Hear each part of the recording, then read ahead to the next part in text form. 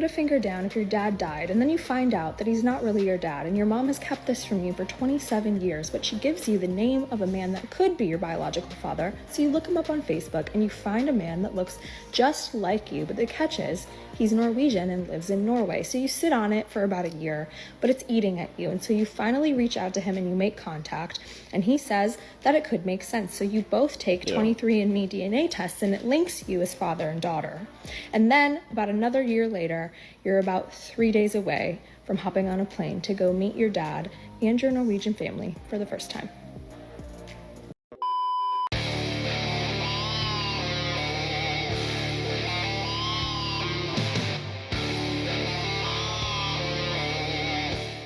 Yo, what is going on, guys? Got a video for you here today from Griffin Minds titled Genius Man Exposed Her 16-Year Paternity Fraud. Scamming men into taking care of a child that isn't theirs is one of the lowest things these women can do, and this woman did it for 16 years. That is crazy.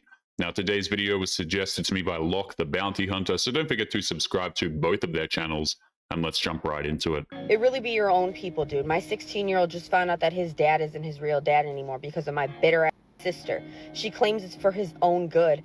But in what way is that for his own good? When I found out I was pregnant with my son, I made the logical choice to pick the father that made the most money. His real dad was working at McDonald's for like $8.25 an hour.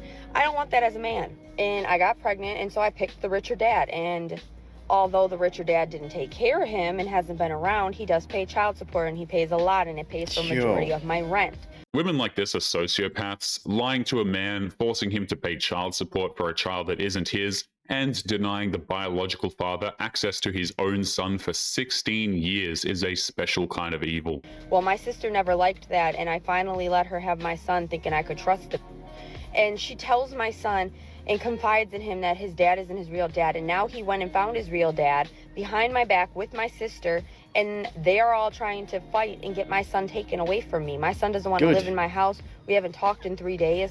I think it's the most miserable thing a person can ever do is ruin some shit like that. I picked the right choice.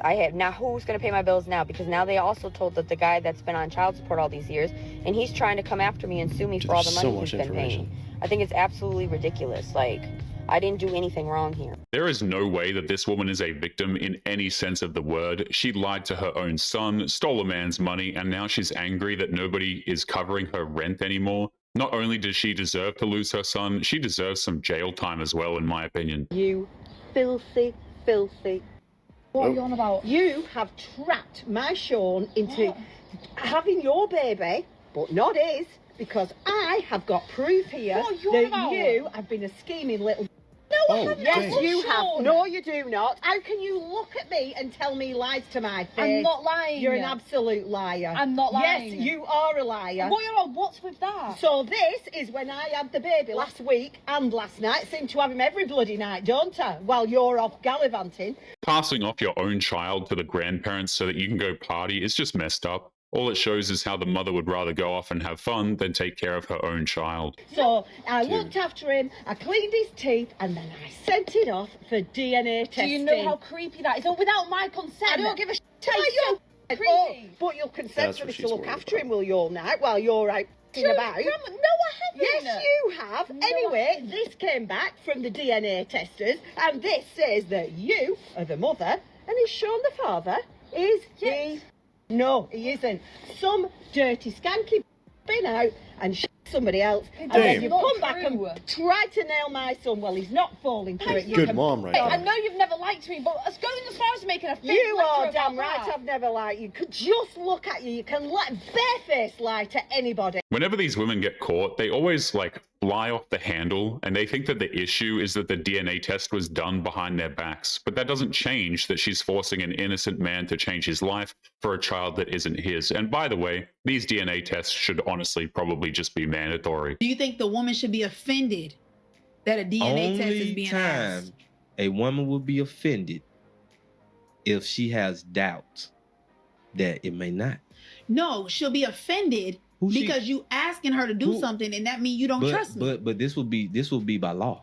Now, if it's by law, Whether you're offended or not, who cares? It's part of the process. Paternity tests should be mandatory by law. Let's be real. Fathers have a right to know if their children are biologically theirs, and the fact that women can get away with this kind of crap is just unbelievable. Nowadays, men aren't proper men anymore, and to me, one of the gravest sins a man can commit against a woman is wasting her time. يعني لا أنت جاهز. You're not ready. You're not financially capable. You're not emotionally capable. You're nowhere near ready taking on the responsibility that is caring and protecting a woman. And that's all they seek. It's one of the gravest sins you can commit. Especially that girls are ready. A lot of women are ready. They're like, I want to be married. I want to have children. I want to open a home. And you know that that's what she wants. And you waste her time. If women were ready to get married and start families, they wouldn't be wasting their 20s focusing on careers, traveling, hooking up with random dudes and partying and having fun. They would actually be settling down with a man early on. If anybody isn't ready, it's honestly modern women. I just can't imagine laying in my bed, minding business that for sure as fuck pays me, reading on my Kindle, having Thunderstorm in the Castle on my TV. I hear my front door open and a man comes in. And then he starts yapping about what his day was like, what he was doing. Whole time, I need to bookmark my page because I can't read and pay attention to what this freak is saying. I need to bookmark my page. He's not going to shut up until he goes to bed. I get up and cook dinner for it. She can't pay attention to a guy while he's talking about his day to the woman he cares about, but she can read her Kindle while a TV show is playing in front of her. Makes no sense. And then on top of that already horrible scenario, he makes me feel like shit about myself. I just got home from work. Then be single. I garden and I crawl into bed so I can read a couple chapters of my fucking book. Some weirdo pig comes home, starts complaining that I didn't do anything all day, and then wants me to cook for him? Yeah, I'll cook for you. Watch yourself on the mashed potatoes, buddy. They are not good for you. Honestly, I get it. I get the olden times. Love y'all, bye. If a man is working all day to support his household, it's not asking too much for his woman to cook him a meal once he gets back from work. But apparently caring for your man's basic needs is the same thing as slavery if you were to ask these women. I think it's perfectly socially acceptable to go on dates as a hobby. Like one of my hobbies is going on first dates. What? And here I am. I go on the first date, like, sure, yeah, to meet the guy, to talk, get to know them, tell them about me, like, see if there's potential love there, like, whatever. Like, that's a small part of it. The big part of it is that I go and I get to try a new restaurant or a new spot in Boston. And usually, if not always, it's fun to buy the guy. So I'm like, ooh, like, let's go explore a little bit. So I always try to get the guy to, like, pick a restaurant that I haven't been to This is why men don't or date. pick a cool new up-and-coming spot or whatever. Because if I'm gonna go on a date and, like, this guy might be great, but, you know, he might also just, like, most likely, most of them are just, like, not my vibe. Like, and that's fine. But at least I'm gonna go try a new spot. She can't be bothered to go to a new spot in her city on her own. She uses men to pay for her entertainment and calls it a hobby. It's not actually a hobby, that's just using men to alleviate boredom. Here's a list of things that I did with my current boyfriend before we started dating that everyone thinks I'm crazy for. We met on Hinge and I refused to tell him what I did for work because I don't think that that should matter. For background, I model and don't want someone, you know, just being interested in what I do for work. Said I'm in marketing. I don't know anything about marketing. I refused to give him my full name to look me up on Instagram. I gave him an email that didn't have my full name, and I made him email with me to see how much effort he would put in. Everything she's listing is insanely hypocritical. The man is expected to divulge his job, where he lives, his financials, hobbies, social media, and everything else in between just so that she can feel safe. But he has to put in too much work to find out the basic things about her. The point wasn't the emailing. The point was just to see if he would go through the hassle. After we emailed for a while, I gave him my number, but I said, you can't text me. We are not on a texting basis, but you can call me or you can FaceTime me. That's my sneaky way of pick up on all those little mannerisms that you just don't pick up on over text that can also be red flags. Which, life hack, always FaceTime someone before a date because you just can pick up on the vibe so much easier and see if you're going to be wasting your time. Next, once we did start going on dates, I told him that I don't kiss anyone because he tried to kiss me. In other words, she's been with too many guys and she makes the good men go through absurd amounts of tests before she's willing to give him the bare minimum amount of affection. This guy needs to walk away and fast. And I said, I don't kiss someone unless I'm dating them. What Sorry. a simp. And that's a way for me to not get super attached to anyone early on, and also just to have like space without a guy being offended by it. It's and all also about you. understanding what my boundaries are.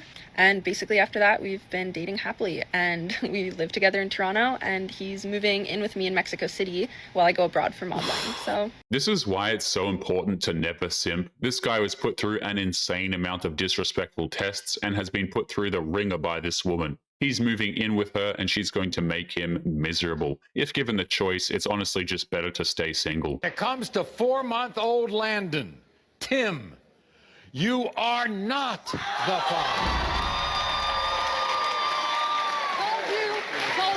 Told you. So he looks like me. So when it comes to 4-month-old Landon, David, you are not the father.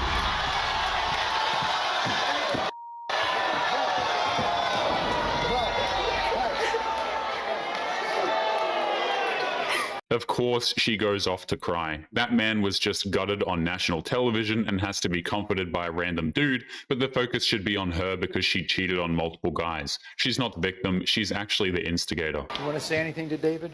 After 6 years, David, 6 years, you're gonna now just break up our family? 6 years! It doesn't matter, Adrian. I don't care. I have a ring for you today, but you know what? You can take it and marry him now. I don't want her. Anyone on this stage you can have. I don't want it. This is done. We're done. She destroyed the family when she cheated on him. There is no way that woman can guilt trip a guy into being with a woman who hates him so much that she has no problem lying to him about those kids. But anyway, guys, we're going to be leaving today's episode there. As always, don't forget to subscribe to the channel if you are new here. Drop a comment and I will see you all in the next one. Make sure you take care of yourselves. Peace.